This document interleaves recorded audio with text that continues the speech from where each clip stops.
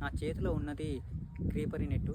ఈ క్రీపరి నెట్టు తీగజాతి కూరగాయలు పండించే రైతులకు ఇది చాలా ఉపయోగకరంగా ఉంటుంది. ఎందుకంటే మనకు తీగ అనేది పెద్దగా అయితే అల్లుకోవడానికి ఈ నెట్టును అనేది ఉపయోగిస్తారు. ఈ నెట్టు కూడా మనము ఎలాంటిది తీసుకోవాలంటే ఈ క్రీపర్ నెట్టు హోల్ సైజ్ వచ్చేసి మనకు ఎటు జానెడ్ ఉంటుంది.